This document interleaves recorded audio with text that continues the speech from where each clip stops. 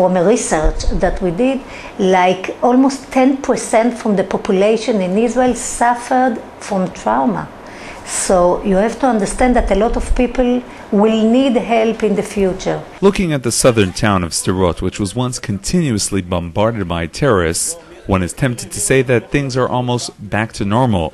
But if you speak with those who know what goes on inside the hearts of the residents, you will hear of a very difficult and problematic story of trauma and stress. We found that 1 in 3 people in Sderot, adults, suffer from symptoms of post-trauma.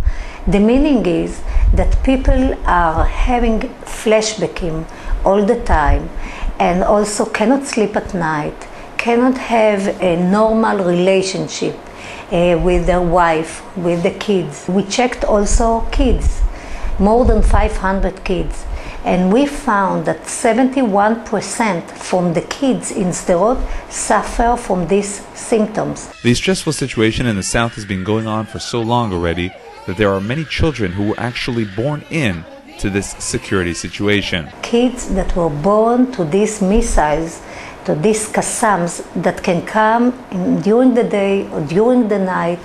They are going to sleep with shoes, some of them. This is the story. They want to sleep with their parents in the bed. And it's unbelievable to hear the story. They are going to the shower with bathing suit.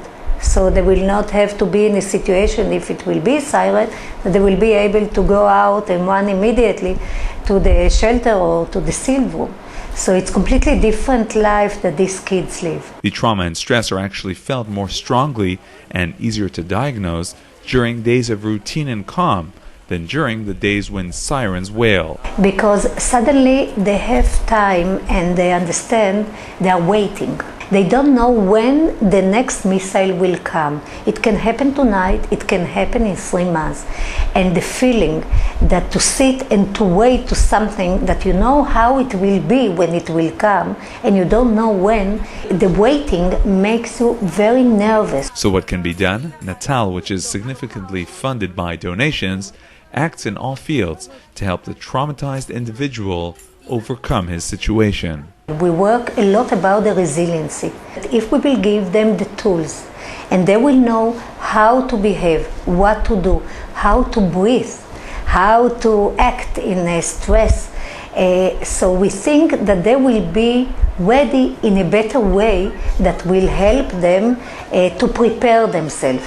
I have to tell you that people came, veterans from the state, to see this trauma center, to learn about it, because they are building now trauma center in the state. In a month from now, we are going to have 10 veterans from the state that are coming after they suffer from PTSD in Iraq and Afghanistan, and they are coming here to hear about the treatment that we are giving. We need to fit to every person that needs our help. We also take care of soldiers, released soldiers. 800 soldiers came until now from the Second Lebanon War and the war in Gaza Strip. And we are taking care of them in groups. We are taking care of them on one-on-one. We learned during the years that this trauma is very tricky. I will give you an example.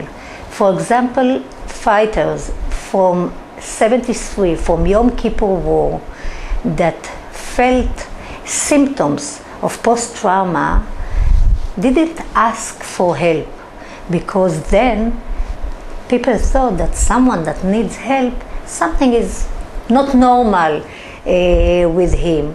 It was not legitimate. And now, after their sons went to the army and were in the Second Lebanon War and also in the last war in Gaza, and they feel like they need help, and they understand now that they have the symptoms of post-trauma, these fathers are suddenly come with them. And this trauma, this tricky trauma, waited there until one day, suddenly their son went to the army and everything came out. So you have to understand that this trauma is waiting. You don't know when it will be outside.